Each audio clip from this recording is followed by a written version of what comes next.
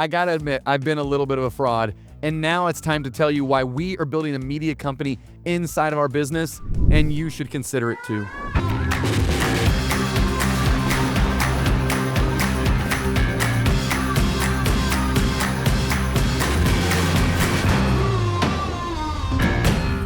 Hey everybody, welcome back to Radical Content. Eric Gray.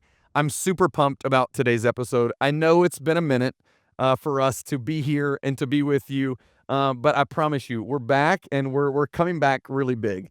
If you could see the room that we're in right now, there's now multiple cameras. There's 4 people. People have their iPhones out right now because this is kind of a moment in time. But I hope this new podcast feels a little more personal. But what I wanted to do is I wanted to every week sit down and stare down the barrel of this camera and talk to those people that are sitting in those seats in Fortune 500, Fortune 1000, Fortune 5000 brands that are being asked with small teams sometimes and a lot of pressure to go be great on social, to go build our brand on social. These are the people that I wanted to talk about because honestly, those are my people. That's what I did for many, many years, and I know those struggles, and I know what it's like to sit in those seats. So, but for now, we're going to go through and kind of literally map out, and on the screen, you're going to see pop up right now the 3 segments that we're going to do. We're going to start with our featured segment. Then we're going to go to LinkedIn reactions. That's going to be really fun. And then today, we're going to finish out with content of the week. We're going to be scouring the internet looking for brands that are doing awesome, fun stuff, both big brands and small brands that inspire us every single day, that might help you do what you do when you sit inside your job and sit inside your role and get going. So that's the show. Ready? Today, we're going to start off with our featured topic because it gets into a little bit of what we're doing and why we're doing it. And for today, I'm going to be a little kind of vulnerable. For today, I might be looking at my computer a little bit because there's some things that I want to share that I don't want to miss out on. And I talked to my producer, Brittany. You guys will hear more about the different people on our team. And I was like, I got to put this into a teleprompter. And she was like, please don't put this into a teleprompter. Please just look at the camera and talk to the people and share your story. And so I'm going to do that. I'm going to do that for her and for you. But there are some notes here that are going to kind of guide what we're talking about today. So to kind of refer back to what I talked about a minute ago, we talk about the connection strategy. How are you building attention by entertaining? How are you educating and building connection? And how are you building passion to build your tribe? That's literally how we think about all of the consulting, all of the client work that we do, what I did at Universal, what I did at EA Sports. And I've got to come clean. So this is kind of a moment where I've got to be honest. You know, when we first started Maverick Content Studio, I started doing the podcast. We started doing a newsletter. And I felt like it was really important for us to feel differentiated, for this to feel like a brand that mattered. And so we got going, hired a part-time editor, then another editor, then another editor, had a part-time producer, and then another producer. And to be honest, I wasn't satisfied with the work that we were doing. And a few months ago, I was in a coaching call, business coaching call, and he was talking about, what is the thing that you know you need to be doing, but you're an amateur at? You're going at it in an amateur way. And man, that hit me between the eyes. I was going at content in an amateur way, yet I knew the importance of it. I know the importance of it for brand building, for personal brand. I know the importance of it because it's literally why I feel like I'm put on this earth, is to tell people and to inspire people to do marketing different. Yet I knew I was halfway doing it. Like I said, there was, 5 people in here right now. There's multiple lights, multiple cameras. When I was doing a podcast in October, it was me setting things up beforehand, writing down my topics, and then, a producer kind of getting that off to an editor. And so we had some systems in place, but we really didn't understand the idea of what it means to go pro.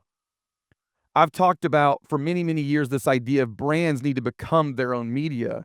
Brands need to build media companies inside of their businesses. And what does that look like? It means going from posting one thing to 20 things, right? So if you're thinking about what does it mean to be the media, I say things like, if your brand or business was CNN, how would you act different? How much content would you create? What's the size of team you would have to build out? Because there's a new world of how we're reaching and connecting with people. And it's not the way it's always been. It's not this like advertising necessarily. It's this idea of How are we building relationships and connecting with people emotionally? And so to do this, you've got to go pro. And I was looking deep inside myself and kind of trying to figure out why. Why am I not going pro yet? You know, this is it. You're literally talking every week to clients. We're running some very professional outfits for some big brands when it comes to social inside of our agency. So what was stopping me? What was stopping us from sparking it? And I'd probably say it was, and I hope some people kind of connect with this. I think it was mainly fear. I think it was, I mean, anyone that's put out something into the world, that's created something and been vulnerable and put it out and gotten the reaction, that's a scary thing. This right here is a scary thing. But I know it's important, and I know it's what I'm called to do, and I know in a lot of ways it's what you're called to do. It's what people are called to do. And so my fear was about looking perfect. I'm a content studio. When we start doing this, I've got to look perfect. We've got to look perfect. We got to have all the lights. We got to be doing it at the next level. And I didn't think we were there yet. We hadn't built out the teams. A lot of the people, everybody in this room has come on board to Maverick in the last 6 months, some of them in the last month. And so I lacked a lot of confidence, and I was afraid of what it meant to go pro. And so being in the amateur world was a lot easier than going pro. But I ultimately knew that deep down where we've got to get to, the big goals that we had to make that transition. I had to stand up and look into that fear. We had to hire the right people. We had to put the right systems in place. And that's not easy work, but it's where we are today. And so I can stand here and say honestly that we're going pro. This is a different room than it was a few minutes ago. And I want other people to start thinking about, how can you go pro in content? How can your business go pro? So the way we did it was in January, just a few weeks ago. I created like a memo document, and I had the team in the room, and I kind of kicked them off on like the vision, where we have to go, what do we have to do to accomplish this. And I wanted to read a little bit from it because I thought this is really important, and I think this is where every brand can be. So replace Maverick or whatever, with your brand. Building the brand of Maverick in the hearts and minds of our audience is our pathway to winning. This is not just a guess, this is a strategic advantage compared to others that are out there in the market. We believe the best way to build the Maverick brand is by creating a high-functioning creative content engine. Our strategy is to leverage Eric's personal brand, driving interest and attention into Maverick. Through this founder-led content strategy, we will establish Maverick as a leader in content and coaching for Fortune 1000 brands and up, fueling our agency growth and positioning us as the best in the world at helping brands master social media, storytelling, and engagement. We've been pretending for a long time. We've been playing small. It's time for us to go pro. Welcome to the Maverick Media crew. And the idea is that everybody within the agency is now part of our Maverick Media kind of arm. And a bunch of them are in here right now, and a bunch of them are outside of these doors that are doing things as well. That was the moment. And, from there to here, a lot has happened, a lot of decisions. How much we post on Instagram? What does the video need to look like? Before this, people were coming in and changing the set and adding different lights than I've ever had before because we're going pro. This is what it looks like. And I also want to pull it out of this small business that we're in right now and make it more relevant to you, because this is not just a small business strategy. Red Bull has gone pro for many, many, many years. I stole the model from Marriott. What Marriott did with their blog and what they were doing with the original docuseries, I literally ripped that off and pulled that to Universal, and we did it at Universal. Heck, what we did at Universal, go look at our YouTube page. Go look at the entertainment that's happening on our Twitter accounts. We did this at Universal, and now what we're trying to do is do it ourselves because we're trying to practice what we're preaching to our clients. The Savannah Bananas, my team is so annoyed with me talking about this baseball team, but they've literally bragged about the fact that they spend no money on marketing, but go to their TikTok account and see the hundreds and thousands and millions of views they're getting from original creative ideas. They're building an audience off of entertainment and value. They're building a media company. And I know you're saying I'm not a baseball team.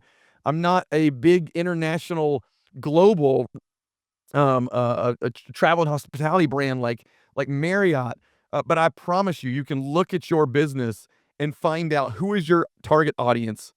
How do I create content for them consistently in a way that builds relationship and builds trust, because that is the way that you're going to win over time. The last one I just mentioned is the Atlanta Falcons. They launched an in-house studio. They built a TV set because they knew engaging their fans was so important. So we've got to stop thinking there's only one way to do marketing. You get one piece of key art, one message, press go on a programmatic media buying platform, and walk away. We've lost the idea in marketing of creativity, in storytelling. And yes, there's some brands that are doing it really, really good. But across the board, when I bring this message to CMOs, I did a talk earlier this week. When I brought this message to that conference, people are still coming up to me as if this is new. It's not new. I don't own this message, but it is still a message that we've got to get out there. And so this idea of brands becoming the media is something that we've got to rally around. And I think it can really systematically change how we're doing things. We don't have a marketing team. We have a content team here at Maverick, and that's what we're telling others to kind of think about and to reimagine this. You know, I like to tell stories from my past. I like to steal and to kind of tell stories from other people and kind of share them to make my points come clean. One of them was many years ago. This might have been, I don't know, 2006, 2007. I was working at EA Sports. We had just a misfit group of people that were former radio people, a comedian, and we were challenged to kind of come in and help establish what their social presence was and what their YouTube presence was. And to be honest, I was a radio guy. I didn't know it. My job in radio was to keep people connected from 3 to 6, keep them entertained and have them come back to the show. I didn't know at that time that mindset was so interesting for marketing and so different than the way people act and behave in marketing. And so we got into esports, again, a global awesome brand with tons of fans. And they said, how can we engage gamers better? How can we bring more value to the gamers that are playing our game? They buy for us one time and then they play our game and we have no relationship outside of that. And so we did a lot of thinking, a lot of strategy, a lot of research. And there was one media house, IGN. If you know it, you know it. But if you're into gaming, IGN's a big media company. And they would do all these first looks on Madden NFL. They would do interviews with producers and with designers about the new features that are coming out. We'd go to these events. And I looked around and I was like, all of these people are videotaping our people. Why can't we do this ourselves? The next year at E3, rest in peace, doesn't exist anymore, but it was an awesome, giant video game conference out in LA. And you'd have big, giant areas, big screens. There'd be TVs where you could play the game for the first time, producers there to answer questions. We built a website. We built a content hub for E3 in 2007 before any brands were doing this. We had a slew of people that were filming, producers, asking questions, literally treating our brand as if we were a media company, creating content that our gamers wanted. We had first looks. We had raw video capture because we looked at the data and we know that's what people wanted to see. And at the end of this event, we had hundreds of videos, thousands of views, tons of comments. And I've never thought about it until I was preparing for this podcast. But that was a moment for me where I was like, holy crap. This is something brands aren't doing, and there's really, really something here. And we've literally built out what we did at EA Sports off of that model, and now today we're building that. 18 years ago, the idea of what I was doing in radio and what we did at E3 and what we did when we launched Diagon Alley at Universal Parks and Resorts, and now what we're doing with Maverick is still, so powerful and so rich. And I say that because I want you to know that this is not just something for us to do. This is something for you to do. Now, I understand there's some skeptics that are watching this. Maybe you didn't even make it this far. And these are just my people, and that's fun. That's awesome too. But there's also some of those people that super believed in this, but they find it hard. They find it hard to transition. They find it hard to influence. That's what this podcast is here for. So we're not going to answer all those questions today. How do you educate your leadership? How do you report on this? How do you brainstorm ideas that your audience really wants? How do we build a content strategy? How do we not get distracted by the shiny tool? How do we be everywhere to everyone all the time on all these social channels and be great and excellent? How do we operate in a world where our marketing is seen by everyone, but the email marketing team isn't? Ours is reviewed and looked at and judged. The seat that you sit in is hard. And I sat there but at the same time, man, I wouldn't have it any other way. It's the most fun. You get to be all data and all creative. You get to be digital first. You get to be guest first because you're literally in there, answering the questions, interacting with your community. So I wouldn't have it any other way. Social, video on digital, this stuff is not getting smaller. The people that think the way in is TV and paid media, those groups will graduate. They will retire. And there's people like me and you that are going to take over marketing teams, and they're going to reimagine creativity. They're going to make things that are social first. They're going to make things that feel more like what a YouTuber might do on YouTube versus what a lot of brands are doing today. And so I challenge you to stick with us in this journey. We'll talk about how this is growing and how this is changing. But I want you guys to really think about what would it look like for us to go pro in this business, in this brand? How would we create value for our audience? How do we create systems and people to iterate on this type of content? The last example I'll give to you, and when I was in big corporate at Universal and a few other places, it would take so long to get a piece of creative out. And by the time it got out, it was a shell of what the idea was. And there were so many roadblocks, and there was legal, and there were lots of partners and stakeholders that wanted to have opinions. And what I used to always tell people, and I still tell people this today, is every week SNL has got to come up with 12 to 15 original segments. And on Saturday night at 10:30, they're going live. They found a way with systems, with people, with talent, with creativity to every night have new and original content. When I was on the radio, I had 8 segments in a 2-hour show, 12 in a 3-hour show that wasn't created the day before, that had to be created the day after. This podcast 10 minutes ago, I wasn't ready for, right? You've got to go out there and believe there's a new way of creating content. There's new systems. It's talent focused. But I promise you, if you can believe in the possibility of what you're trying to build, you can build something. And over time, I believe what you will do is build a really strong and healthy brand.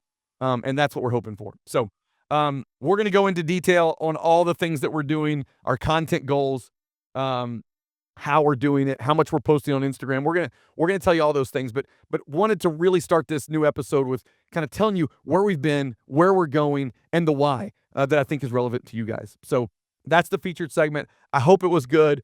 Now we're gonna move on to LinkedIn reactions. Here we go. All right, welcome in to our first segment of LinkedIn reactions. We hope that this is fun for you guys. We've been having some fun pulling these together. So let me tell you a little bit about what LinkedIn reactions is. Lots of social media and content. People share things on LinkedIn, and it's literally the entire team screen capturing these things, sending them over to me, and they're just showing them to me here in real time and having me react. So this could literally be something that's funny and silly.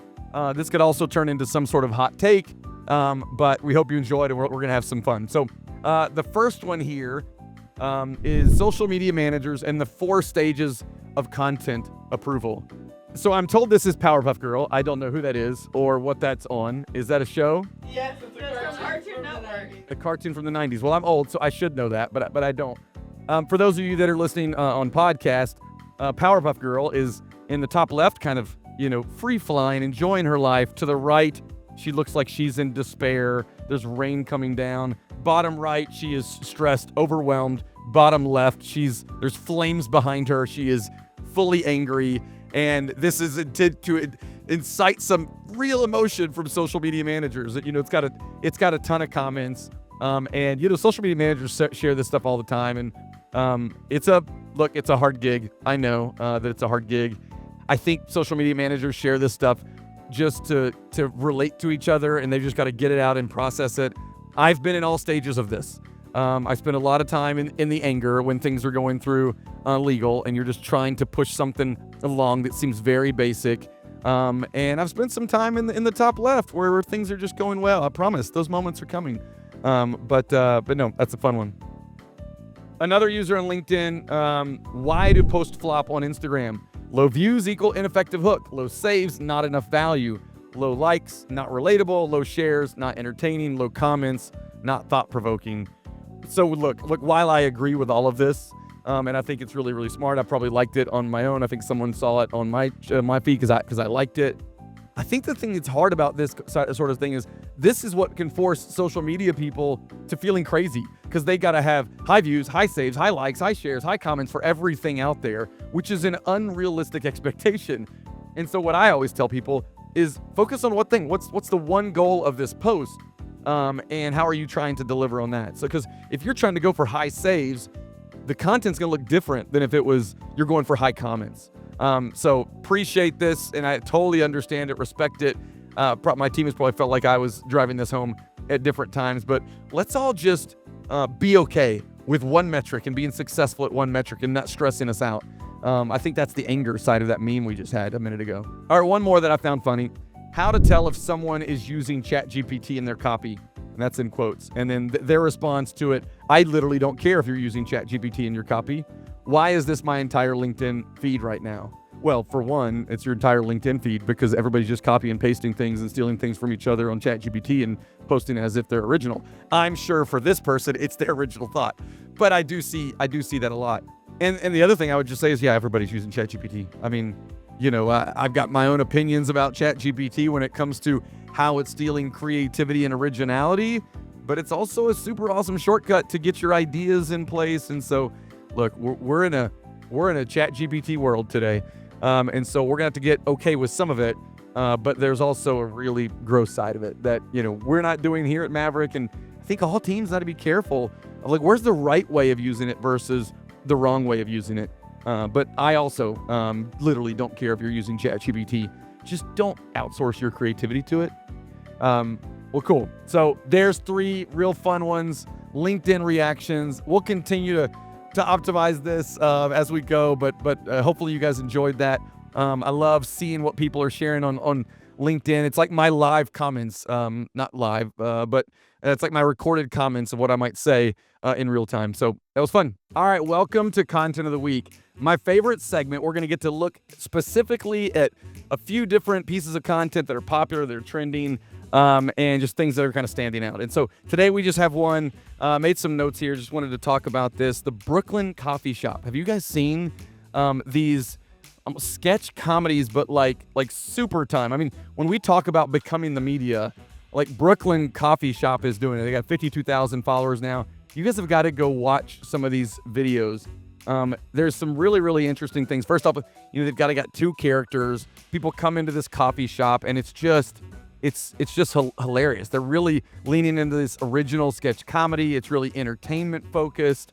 They're developing these characters. It makes you want to kind of come back and watch, right? We haven't talked about this much yet, but this idea of creating repeatable content, they can really, really do that. They've even gotten popular where like known people, some known comedians are actually getting involved in these bits and having some fun. I mean, just check out this clip real quick. Half almond, half oat. We don't have any of that. Seriously, the team's gonna be pissed. It's not my fault you're bound by the shackles of corporate capitalist society. Could you just make me something similar? How about 4 matcha lattes? Oh, yeah, that's perfect, because I'm a Buddhist monk. My one main takeaway is your brand doesn't have to be boring. They literally created a little TV show, a little media company about these characters. And every week they're bringing new people in, introducing new ideas to entertain you, because they know doing the same old boring thing where you put a coffee bag in front of a camera and say, look at our new coffee, is not going to get any attention. So what do? They go on Instagram and they create an original webisode. So why don't you do that? So there you go. Brooklyn Coffee Shop, Content of the Week, done. All right, it's not episode 1 because Radical Content has been going for a minute, but it's episode 18 in the books. So much fun, so different. I hope you guys enjoyed it. We're going to continue to make these every single week. I've got a group of people in here. Did we enjoy it? Was this a little bit? All right, we can't promise an audience every single time, but our goal is to do these for you, the brand storytellers, the content marketers. So if you liked it, do the things. Subscribe so it shows up in your feed. And share it with your leader, especially when I say make content. But had a blast. We'll be back next week with Radical Content. Appreciate it. See ya.